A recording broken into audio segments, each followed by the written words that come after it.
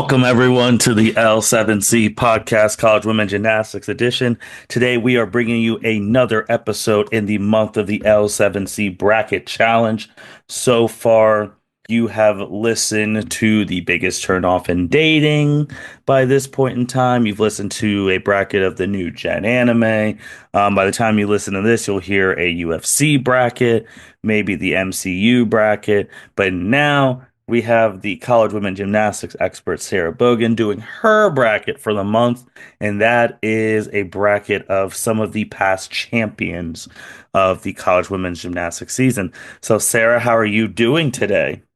I'm doing well. Life has been a little crazy lately, but I'm very excited for the approaching postseason for gymnastics, and this was a good way to get even more excited about that. Yeah.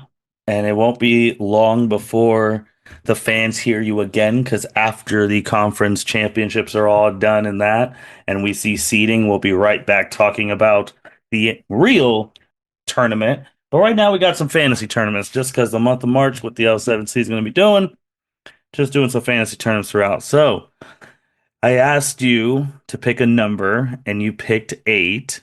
So Yes. I just randomly picked eight of some of the more recent champions, all random seeding, and Was it random it though, was random. Martin? It was random. I literally Well, put it in. so the seeding, I believe you, that's random, but the selection, I noticed the pattern pretty quickly. Wow, Uh, that this is the most recent championship winning team of each of the eight schools that have won a championship. that's true. That's So true. I was very happy when I realized that. I was like, Martin knew what he was doing. Yeah. Yes, that wasn't random. The seeding absolutely was. I literally just threw him in a seeding thing and just said, "Have at it." The So. only way to make it fair. So we're just gonna rely on you, and we're gonna go into this, and let's just get it going. All right, start with round one. All right. So it looks like we've got, oh, I have to give them scores. Well, you got to pick who's winning because that's how it shows how it advance. Okay. Yeah, you All don't have to right. give them unless you want to get Super Bowl, like, oh, I think they would score a 196 and they would score like a 194. Yeah, that's too difficult because then we'd have to talk about, is this like 1995 scoring or 2025 scoring? Mm, Because that's very different, let me tell hmm you. Yeah. So I will say, this was a fun, before we really get into it, hmm this was a fun thing for me to do because I only started following gymnastics and seriously watching since 2018. hmm And so I had the opportunity to go back and find the angels on YouTube who uploaded all the natties from many, many years. hmm And actually got to watch some of these championship meets and see some of these legendary gymnasts in their prime. hmm So that was very cool for me. So right out of the gate, we have 2024 LSU versus 1995 Utah.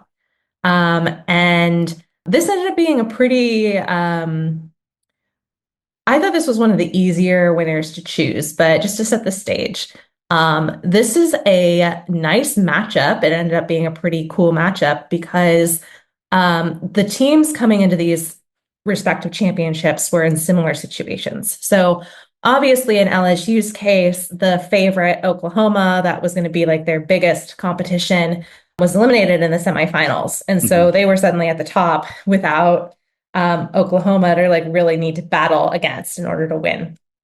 hmm In 1995, Utah came in. They were the defending champions, but the commentators and it seems like the fans really weren't talking about them repeating. And one of the reasons is because University of Georgia and University of Alabama were both in their glory days at that time with that rivalry. And on top of that, this was during the during the era in which universities would host rather than having things at a neutral site. And so the 1995 championships were set to be at the University of Georgia. And so there was all this talk about Georgia was coming in number one. They were amazing. They were going to have the hometown crowd behind them, and they were expected to go do really, really well. hmm But Georgia fell under the pressure. I think they ended up counting two falls throughout the entire meet. And so that opened up the door for Utah to just come in and take it. So similar situations. However, I do think the quality of LSU was much higher than the quality of Utah in their prime. So I'm giving this matchup to LSU 2024. And before we move on, I do want to I feel a little bit bad. 1995 Utah got eliminated early. But I do want to give them a shout out, honorable mention for their uniforms. They had Greg Marsden, the head coach back in the day, had a knack for getting people to talk. And he would do so by putting these gymnasts in crazy outfits. So they would traditionally wear hot pink leotards for their championships. And this was no exception. They had mostly black and some hot pink.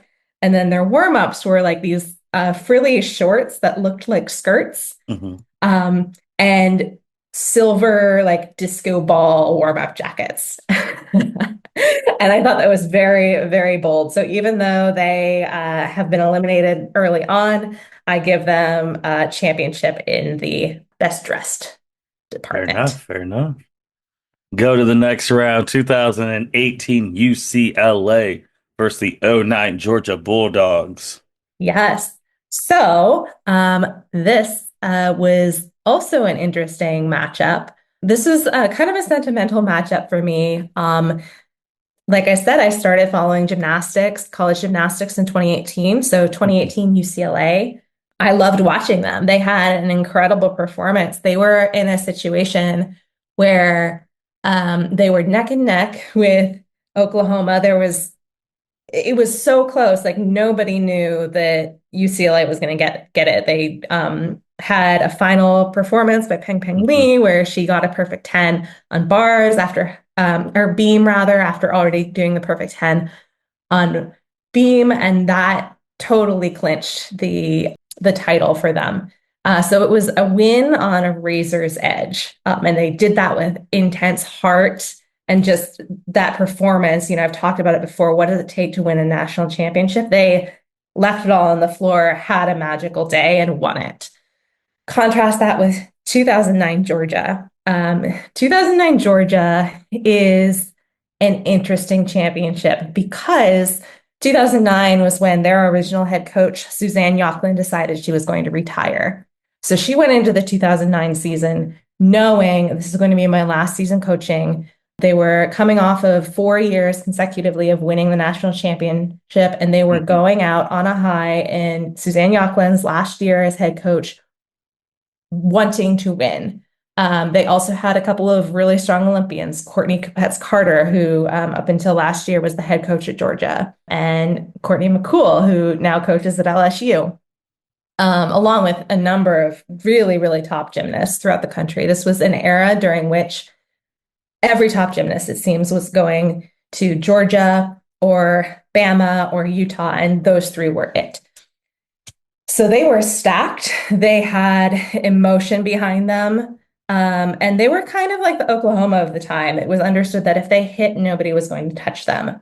And so, for that reason, as much as I adored the 2018 UCLA performance, I think I need to give it to 2009 Georgia on this. It was the peak and the end and the just high note Georgia's dynasty. 2015, the Florida Gators versus the 2021 Michigan Wolverines. Yes, it's great to be a Michigan Wolverine. So 2021 was an exciting year for all gymnastics fans because it was a sentimental time for all of us because we were coming off of COVID. We had missed the 2020 championships and postseasons because of COVID. I have Everybody was just, one question real quick. I don't think I've yeah. never asked you this on the podcast.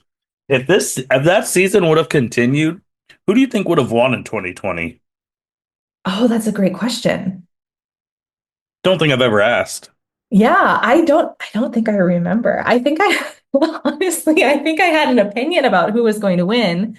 Um, I think, I think Oklahoma was teed up for it. Okay. I think they finished that season in first. Hmm. What I think would have happened was, keep in mind, this would have been Maggie Nichols, the great, at Oklahoma. This would have been her senior year. Hmm. And it would have been a battle royale between her and the great from UCLA, Kyla Ross. So both of them were actually, we talked about Trinity Thomas with her perfect 10 record. Hmm. Both of them were on track to get to that record and get to that milestone before Trinity did.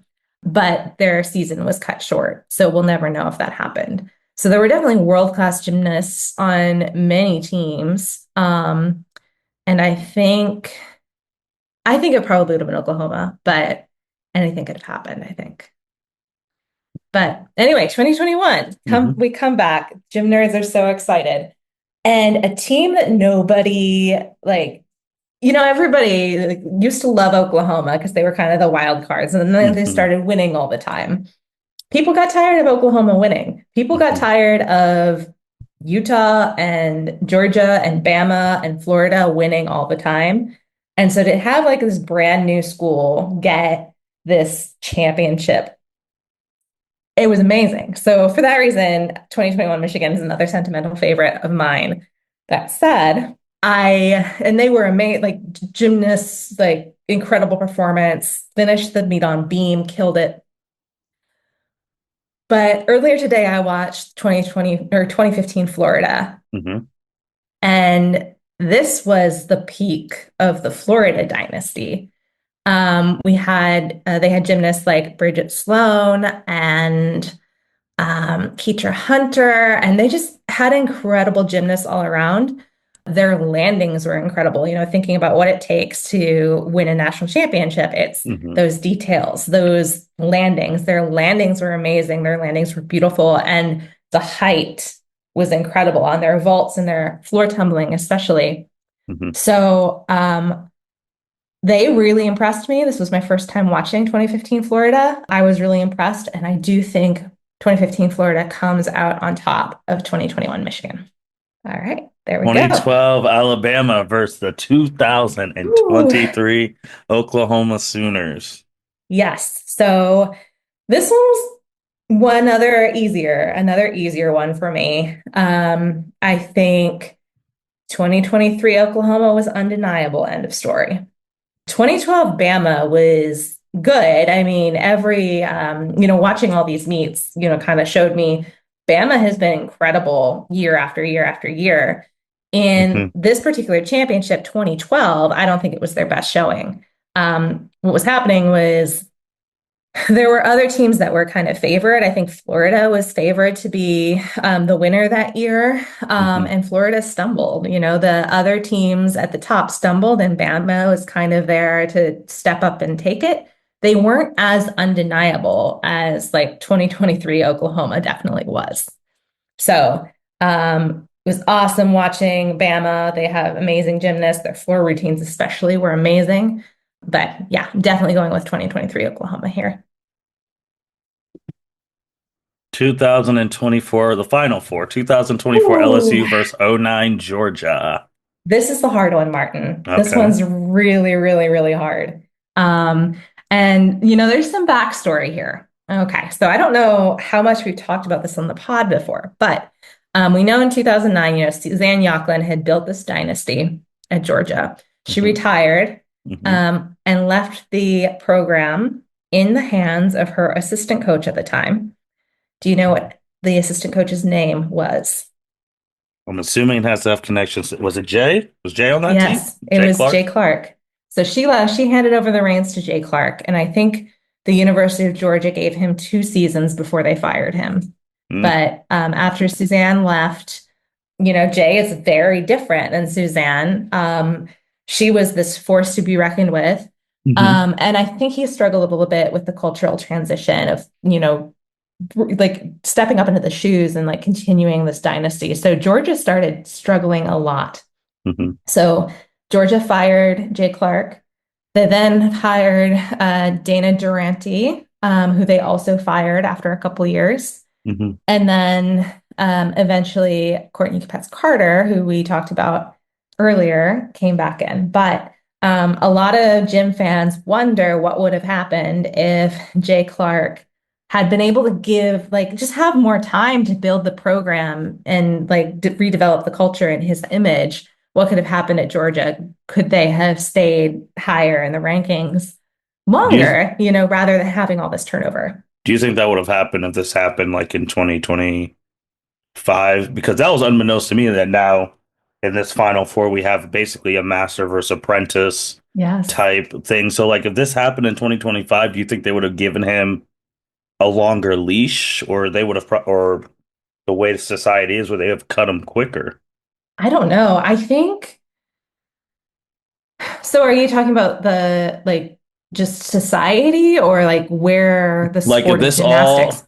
if this all happened again, because obviously that happened in the past, like in the Mhm. early 2000s. Like if this was 2025 and the same situation, Georgia was dominant with Suzanne. Suzanne retires, hands the reins to Jay. If How long do you think Georgia would have given him? Would they have given him longer than they did last time? Like in the real world, they give him what, 2 years, or in like in this hypothetical, would they have given him more years, or would they have cut him Yeah, earlier? I don't know. I think in the case of Suzanne, in the case of, this first group of college coaches who retired, essentially, Hmm. I've talked a lot about Suzanne Yocklin, Sarah Patterson at Bama, Greg Marsden at Utah, and Val Field at UCLA. Those four dominated. Like they built college gymnastics into what it is today. And we've seen mixed results with those coaches moving on. It's always been really, really difficult for that to happen. Hmm. I don't know if the situation in 2025 were exactly the same as it were in 2009, Hmm. with this long-term person retiring, handing over the reins. If nothing were different, I think the same thing would happen. Okay. Okay. But we know a lot more now. Like there have been plenty more schools that have gone through this change and these growing pains, and there's more knowledge from the schools, I think, and Hmm. appreciation of what it takes to take over a new program. Hmm. So I like to think that there would be more grace. In the case of Utah, Greg handed things over to his wife, Megan. She handed things over to Tom Farden. We know that didn't go well. Hmm. At UCLA, Val handed over the reins to Chris Waller. That didn't turn out well. Every major, and I think I know less about things that have happened at BAMI, but they've had their own kind of tumult. So yeah, I'm not sure. I think he would have been given more grace, but I don't know. I don't know what the outcome would have been. Fair enough. Fair enough. So who do you Yeah. have in this Obi-Wan versus Luke Skywalker type battle? Who do you got? You got the apprentice Oh, or the teacher? this is hard. This is hard. So So, so for Georgia, and I'm still actively thinking this out. It could change in Hmm. the 2 minutes I'm going to say this. So, on Georgia's side, so like there are good cases for and against each team winning. So, Hmm. 2024 LSU. I'll start with Georgia. So, 2009 Georgia is the team that is going for it, knowing that it's the last chance their coach, who they adore, has to win a national championship. Hmm. They're also a fiercely competitive team. Like, and Hmm. I know you like that in a team, Martin. Like they Absolutely. know they want to win. They walk into arenas knowing that they're going to win. They're Hmm. intense. Suzanne Yocklin is a tiger. Like she goes after her opponents. Hmm. The thing that concerns me, and then the LSU, they're a little bit more fun. They really wanted to win, but and be the queens that they are, but like Hmm. they were mostly in it to have fun. And that's been kind of a criticism of that program. So Okay. if it's based on will to win and plowing over and taking it, I give it to Georgia. But Okay. in terms of quality of gymnastics, I've got to give it to LSU. So I'm not sure. I'm struggling. Like LSU had better gymnastics, and especially when it came to vaulting. So Georgia was pretty weak on vault. Mhm. Um, and this was also at a time when you could do lower difficulty vaults and still get a maximum 10-0 score. That has Hmm. changed since 2015. So I don't think Georgia can keep up with LSU on the difficulty, on the quality, and on the vaulting in particular. And 2024 LSU, they were an incredible team, but they didn't necessarily show, like, they weren't competing against the best of the best because Hmm. Oklahoma wasn't in that championship. They are not battle tested the way Georgia is. So I'm still going back and forth here, Martin. I don't know what to say. I don't know what to say. I think it's So either, I'll try and let me try and just general sports simplify for you to help you try and make a choice. So you make a compelling argument for both sides, mhm. but if you were sitting there and I know you researched it all and like Um, you can decide whatever the last event you want to use as the tiebreaker, and the score is somehow magically tied, and they have their best person on the event that you pick to be the final event. Who would you pick to win? So if it's Courtney Coupettes against Haley Bryant, Hmm. oh no. This is hard too. Like put their best against each other, game on the line. That's how you're gonna decide who's gonna win. Oh no. So game's on the line. The game it is Okay. somehow magically tied. Each person. So if it's beam, they each get one shot on beam. Whoever gets the higher score wins. If it's the open floor, whoever gets the higher score. If it's the bars, whoever gets the higher score. If it's the whichever one event, it is tied. You pick their best person on that event versus the other person's best person. Who wins? Oh boy. I don't know. I don't know. I don't know. Like who's If gonna it's deal with the Haley, pressure? Who's gonna be who's able the bright lights, everything. hmm. It's tough. Hmm. It's tough. Because Courtney Capets is incredible. She Hmm. went to the Olympics. Haley Yep. Bryant, all around champion. Every routine is amazing. I think I'm giving it to LSU. Okay. LSU, yeah, quality of gymnastics. And if we're talking about the best gymnast, I I trust both Courtney Coupettes and Haley Bryant, hypothetically. But I Hmm. think on Haley Bryant wows me more, especially on vault, than Courtney Coupettes, although Courtney is incredible. So Okay. yeah, 2024 LSU, baby. 2015 Florida versus 2023 Oklahoma. Okay. This was a tough one. So the 2023 Oklahoma, this was a harder, this whole thing was harder for me to think about in terms of Oklahoma because there have been so many recent years in which Oklahoma has won. And I was Hmm. sitting here like, wait, is this the time they finished on beam and Reagan Smith had the walk-off 10 and like, or no, they finished on floor this year, right? And Hmm. I can't, like, I'm getting the Oklahomas mixed up. The Um, Oklahoma's mixed up. I'm getting the Oklahomas mixed up. Now, if we were talking about 2019 Oklahoma, 2019 Oklahoma, without a doubt, goes all the way and wins. Okay. I have my reasons for that. But 2023 Oklahoma, mm, 2023 Oklahoma versus 2015 Florida. So, like I said, 2015 Florida, they were amazing. Like, they were flawless. They had great height. They had great wow. Hmm. They didn't really have a weak event. I mean, I think I recall them struggling on beams slightly, but like for the most part, they were awesome. 2015 was also, I think that was before the change in vaulting rules. Hmm. I think that started in 2016 with the downgrading of the Yurchenkos.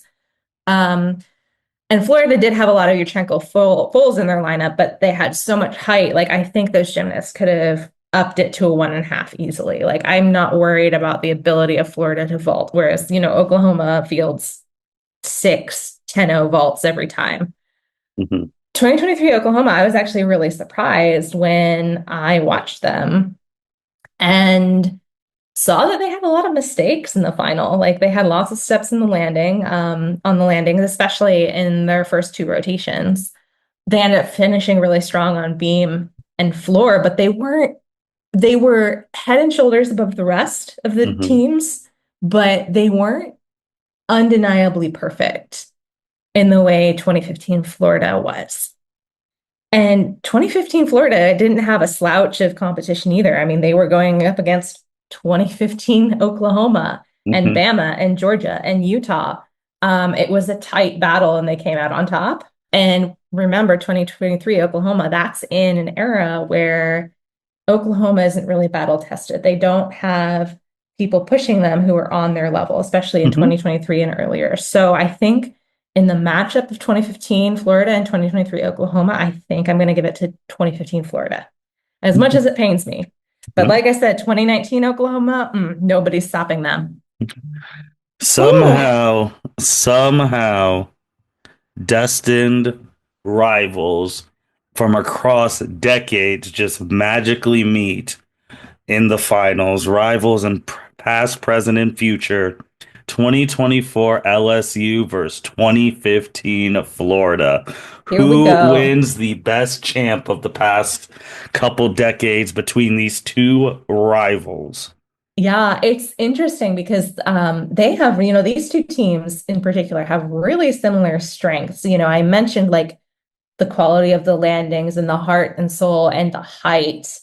And that's the case, like the Florida floor and LSU floor from 2015 and 2024, respectively, were very similar in terms of the high flying, stuck landings, beautiful, awesome gymnastics. I think, and LSU's got heart, like they have Hmm. so much heart.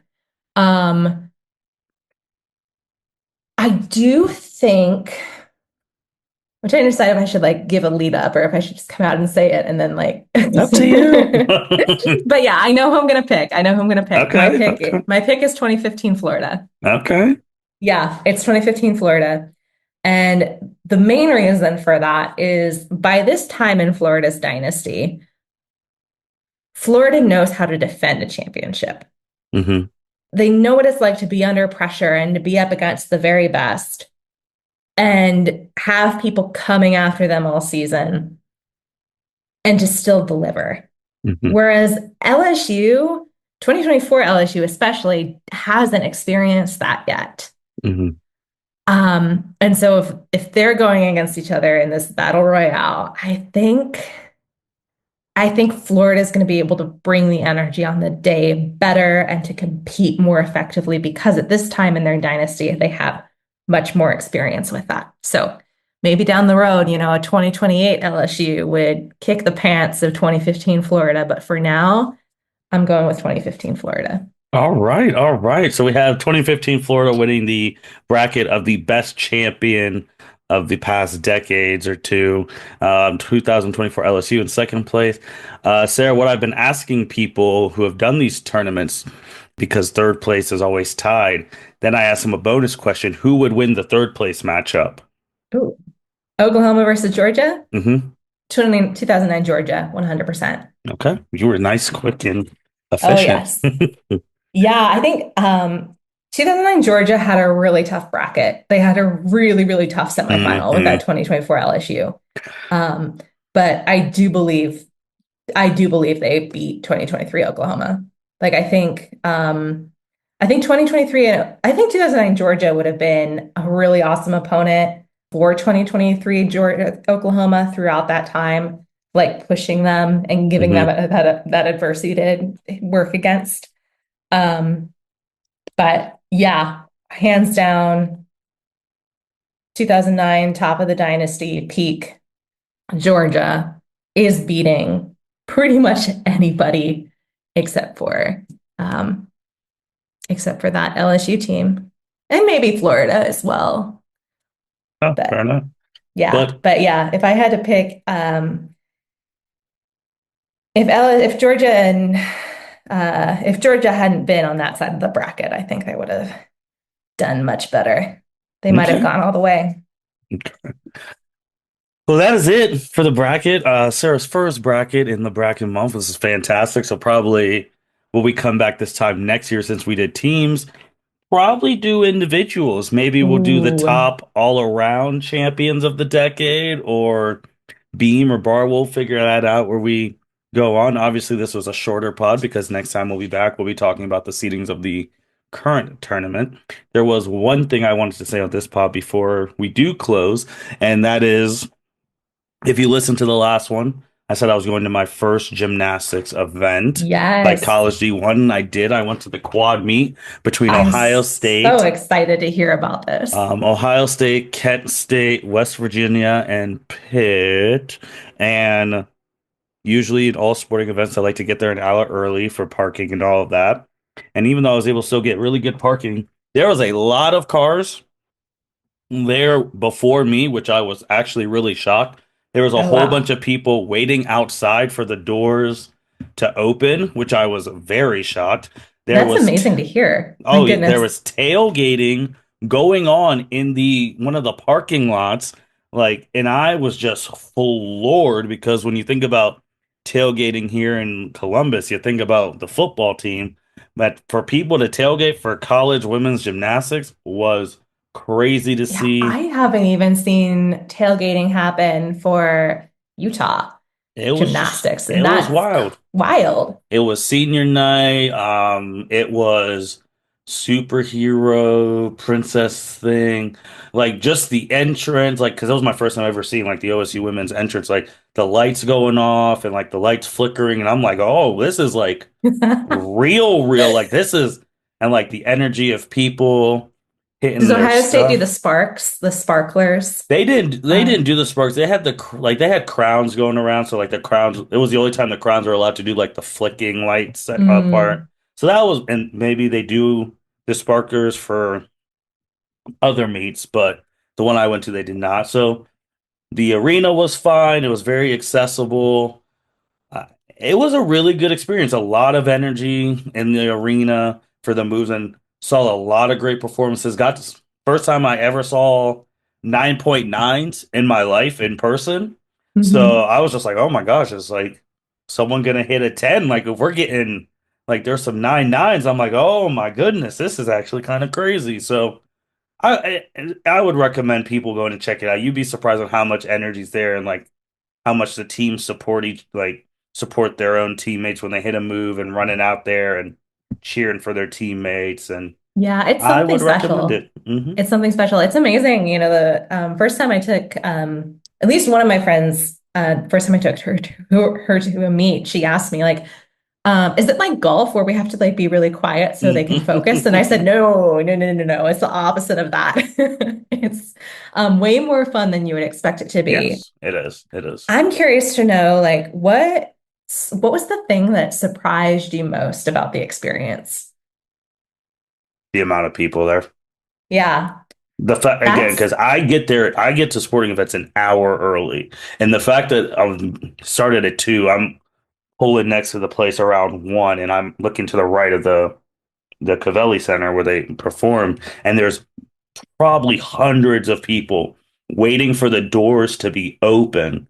And I'm just like, I did not know this fan base was like that. So that was very impressive, and I was very shocked. yeah, that impresses me too. That a lot. Like I love to hear that um that a Big Ten team or a team from an area or like a program that hasn't had a ton of national success can Hmm. drum up that much of excitement in its fan base at a traditional football school, no Hmm. less. I love to hear that. I And I'm could only also, imagine what it would have been 2 weeks ago if I actually would have went for bought those tickets a lot earlier. If I would have went to the UCLA meet, oh yeah, that would have been deafening, I'll bet. yeah. I did watch that meet on Big Ten Network, and it was something special. Hmm. Very loud. And then one other thing I want to ask is, I'm curious because I've been watching meets on TV. I've been going to meets for a long, long time as somebody who's experienced their first in-person meet. Um, what was like the biggest difference you kind of sensed between watching on TV and watching in person? Um, that's a really good. I didn't feel like I was that far, even though like maybe just because of the way the arena is made, like we didn't have like, oh, front floor seats or anything like that. But like even our seats that were pretty far away, it felt like we weren't that far away from like Hmm. the gymnast and all of that. So I felt like any seat in the place could have been a good seat to have, but I just felt like you're a lot closer to the gymnast than I thought they would be on like Hmm. TV. And again, it could be because of the arena, because it's not like they're performing in like 100,000 like the horseshoe or anything like that. But it just felt like I was closer, and just like anytime someone hit something, there's cheers here, there's cheers there. And again, it's Sunday, so people have to work on Monday unless you took Hmm. like personal time off, and seeing like I know it's 3 hours, but again, it's Sunday. Seeing like a West Virginia like section there cheering, or like a Pitt section, or like people from Kent State, like people who drove down to see particular people, and I'm just like, I was very, very shocked. I guess all those teams are in driving distance of Columbus, so that Still, helps. but on a Sunday, like, do you really want to drive a couple hours down to be there for however long it'll be, then drive back, and then you're like, oh, I have work. Like that's the thing. If it was on Saturday, I would get it because then you could, if you wanted to, get a hotel on Sunday, then go in the morning. But you're doing this on Sunday, and it stormed a little bit outside. Like it was crazy. It was just seeing all the fans there. I'm just like, wow, I did not know there's this many fans for the gymnastics team. Yeah, that's super exciting for me to hear, and I'm really glad you Oh enjoyed yeah. it. Do you think you'll go to more next season? I think I will go to more. I don't. It's one of those things too. Like I have to see like the schedule because again it's one of those things like, do I want to just pay the X amount for like a random ticket, or do I just buck in and just get like the season ticket so then I can go to whatever I want and I already have it covered? Do they do enough meets to warrant me to buy the season tickets? That's something I have to research Mhm. and all of that. But I think anyone should like you get really get into it when it starts getting close to in the meets and all of that, and like seeing people in person do all of that athletic stuff, or seeing some of the mess ups in person just adds more amplification to the mess up because you're like, oh my gosh, I saw it in person. Like that's, and then seeing like how sad people they get when they mess up and they try to wipe that off and finish the routine. Like it was something to behold. Mhm. And they fly higher than you Hmm. realize on Yeah. TV. Yes. That gets to me. And the sounds of the equipment just Hmm. amplifying. That's another thing that gets to me. But It was good. yeah, It was I'm good. so glad you got to do that. Yeah. Can't. We'll see. We'll see. Maybe I'll make it my thing for here, at least the once a year thing where I just go to a meet, just have a hat on, just watch and just be amazed. But with that being said, thank you everyone for listening to the L7C podcast, the latest tournament challenge, the champions of women's gymnastics. Sarah, you will not have to wait long to hear Sarah because conference championships will be going on, and you will hear her thoughts when they conclude and when we get official seeding for the NCAA tournament. That is going to be very soon, so we'll be right back. Yes. By the time this episode comes out, we'll probably be recording the tournament one. So with that being said, the L7C signing out. Thank you for listening to this episode of the L7C podcast. Be sure to like, rate, review, and subscribe to the channel. Follow us on all social media platforms, and we'll be talking to you guys soon. Take care.